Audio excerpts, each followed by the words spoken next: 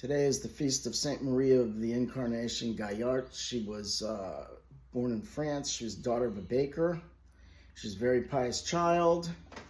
Um, she wanted to go into the religious life. Her parents decided, and against her wishes, she was married off to Claude Martin, a silk manufacturer. At 17 years old, she had a son and was widowed 2 years later.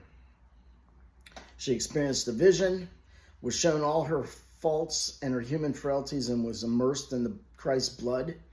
Obviously, this event changed her life. She went into religious devotions much more heavily. She into prayer, liturgical devotion, and charity. So she prayed a lot. She went to mass. She spent time in adoration, and gave of her time, her money, in charity. Finally, she left her father's house. She became a bookkeeper. She was a great manager. She had another vision. I believe she had another vision. No, she joined a convent and asked her sister or sister-in-law to watch her 12 or 13-year-old boy, Claude. Yes, Claude. He gathered a bunch of 12 and 13-year-old boys and tried to free his mother from the convent. I guess for a 13-year-old, it's hard to understand. But you would think after 13 years, he would have seen his mother praying and seen her sanctity and her devotion to Jesus. And he would have, he wouldn't have understood because he's 13. But he later did come to understand. Clearly, he forgave her, and he became a priest and ended up writing her biography. She had another vision of mountains, and that she was supposed to build a church, mountains and forests, and that mountain was in Canada. That area was in Canada. So she, with the help of a friend who also wanted to go to do missionary work, she went to Canada. She learned 3 or 4 Indian languages.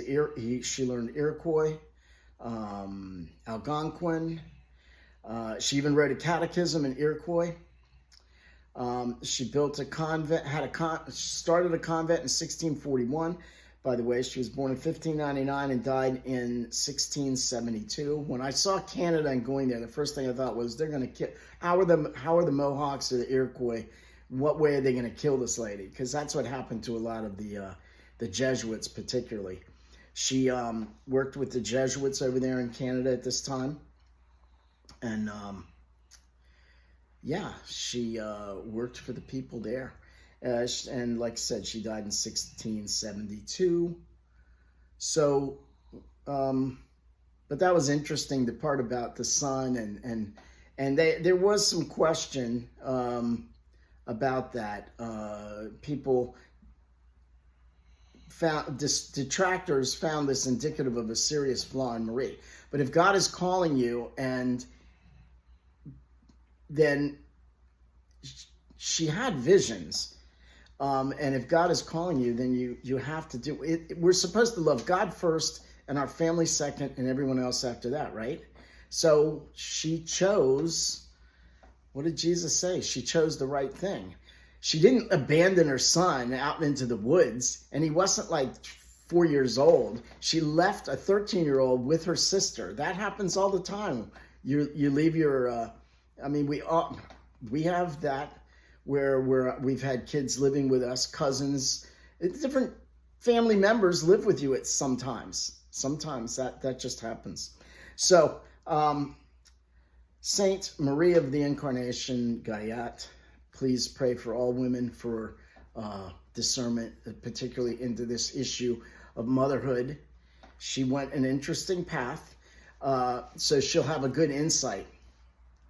She didn't want to be pregnant either, obviously, because she wanted the religious life, but she was sort of induced into a arranged marriage, which she apparently dutifully went into, and then she was widowed.